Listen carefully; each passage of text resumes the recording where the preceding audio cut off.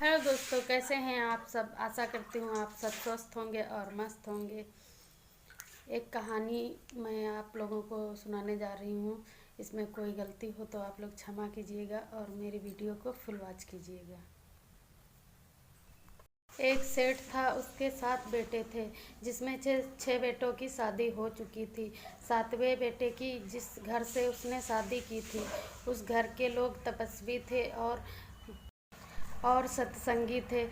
सत्संग में वो लोग जाया करते थे। इस वजह से उनकी लड़की जो थी वो काम में निपुण थी, खाना बनाना जानती थी, घर के जितने भी सारे काम होते हैं उसको सारे काम आते थे। सेठ जी के घर में नौकर चाकर लगे हुए थे और उनकी 6 जेठानियाँ जो थी वो कुछ नहीं करती थी, सब अपने अपने कामों में व्यस्त रहती थी। इस वजह से उस लड़की को अच्छा नहीं लग रहा था। फिर एक दिन उसने सभी को बुलाया और आंगन में बिठाकर अपनी बात रखी। जो वो बोली सब सुनकर दंग रह गए। तभी वह लड़की बोलने लगी कि अपना अपना काम अगर आप लोग खुद करते हैं तो उससे हम लोगों का स्वास्थ्य भी अच्छा रहता है। उसके ससुर को ये बात सुनकर बहुत अच्छी लगी, पर देवरानी जेठानियों को बिल्कुल भी पसंद ना आई। वो उसकी बात ना सुनकर अपना अपना काम करने लगी। तभी वो 7वीं बहू ने खाना जो बनाया था नौकर ले जाकर उनके रूमों में देकर आ गए और उसे बिल्कुल भी पसंद ना आया, क्योंकि उसके घर में सारे लोग एक पास बैठकर खाना खाते थे। वो चीज़ उसे बहुत पसंद आती थी, लेकिन यहाँ पर सब अपने अपने रूम के अंदर ही नौकरों से खाना मंगवा लेते थे, जो बात उसे बिल्कुल पसंद ना थी।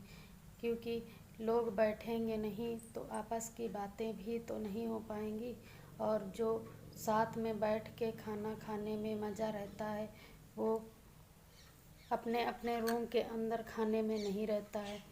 ये हम लोग जो करते हैं बच्चे भी वही सीखते हैं। इसलिए उस लड़की का कहना था कि सभी लोग एक साथ बैठकर खाना खाएं और अपना अपना काम स्वयं करें, ताकि लड़कियां जो थीं परिवार में वो भी सीखेंगी हम ही लोगों से कुछ। जो हम लोग करते हैं वही हम लोग के बच्चे भी हम लोग से सीखते हैं, ना कि अपने अपने रूम के अंदर बैठकर खाना खाओ और किसी से बातचीत ना करो। वो फैमिली ही क्या है। उसके समझाने से कोई नहीं माना और सब अपनी मनमानी करते रहे। एक दिन क्या हुआ, बड़ी बहू की बेटी देर रात से घर आई किसी लड़के के साथ। तभी 7वीं बहू ने देखा और देखकर उसको समझाया, बेटा इतने समय घर नहीं आते हैं। वो लड़की नशे में धुत थी, उसकी बात ना मानकर जाई जाकर अंदर अपने जाकर अपने रूम में सो गई। और बड़ी बहू सुबह उठी तो उसने सोचा मैं इसकी मम्मी से बोलती हूँ। तब वो अपनी जेठानी से बोली, दीदी जी मैं आपसे एक बात कहूँ, आप नाराज़ तो नहीं होंगी। तभी उसने कहा कि हाँ हाँ बोलो। तभी वो 7वीं बहू बोली कि दी आज बेटी बहुत रात से आई है घर पर। तो उसने कहा कि हाँ पार्टी में गई होगी अपने दोस्तों के साथ, तो क्या जाने पार्टी में क्या होता है, किस लिए हम लोग घूमते टहलते हैं, तू तो गरीब घर की है। तभी वो 7वीं बहू बोली, हाँ मैं गरीब घर से ज़रूर हूँ, लेकिन मुझे परिवार का महत्व पता है। दी आपको आज मेरी बात कड़वी लग सकती है, लेकिन एक दिन मेरी बात को लेकर आप ज़रूर शर्मिंदगी महसूस करेंगी। तभी 7वीं बहू पूरे घर पर नज़र रखने लगी और अपना काम अच्छे तरीके से कर रही थी। घर में वो निपुण थी, घर का सारा काम करती थी और जेठानियों पर भी नज़र रखती थी। उसके सारे बच्चों को खिलाना पिलाना, टाइम से स्कूल भेजना, हर काम करती थी। बाकी 6 की 6 बहुएं अपना सारा काम नौकर से करवाती थी। तभी उसने एक दिन क्या किया, नौकरों को छुट्टी पर भेज दिया और सबको खुद से सारा काम करवाया।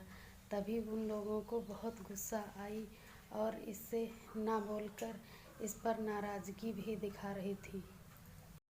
तभी लड़की स्कूल बोल कर गई और वो स्कूल ना गई, कहीं और अपने दोस्तों के साथ में पार्टी मना रही थी, जहाँ पर उसे शराब में दवा पिला दी गई और वह बेहोश हो गई। उसको ले जाकर छत पर वो लोग उसके साथ गलत करना चाहते थे। तभी ये पीछे से गई। तभी सातवीं बहू ने टाइम देखा कि रात का 8 बज गया है और अभी तक ये स्कूल से घर क्यों नहीं आई। अपनी जेठानी जी से कहा उसने कि जेठानी जी, दीदी जी, अभी तक बिट्टू घर पर नहीं आई हैं। उन्होंने कहा तुझे क्या पता, वो पार्टी में होगी, अपने समय पर आ जाएगी। ये समय देखती गई और इसको नींद नहीं आ रही थी।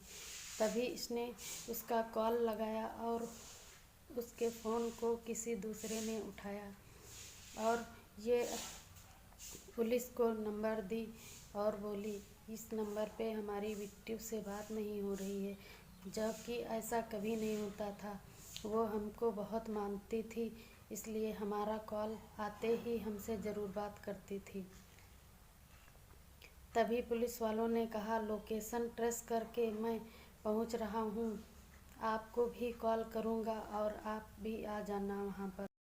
मौके पर उसकी बुद्धि काम की और उसने पुलिस को नंबर दिया, जिसकी वजह से उस लड़की की इज्जत बच गई और वो सही सलामत घर पर वापस पुलिस छोड़कर चली गई। तभी सारी जेठानियों की अकल ठिकाने आई और उसको चिपट कर रोने लगी और उसको बहुत मानने लगी। सभी मिलकर घर में अच्छी तरीके से रहने लगे। इस वीडियो से आपको क्या सीख मिलती है, कमेंट कर ज़रूर बताएं। जो भी मेरे चैनल पर नए लोग हों वो चैनल को सब्सक्राइब करें और सपोर्ट करें, लाइक करें। थैंक यू, धन्यवाद। Thanks for watching.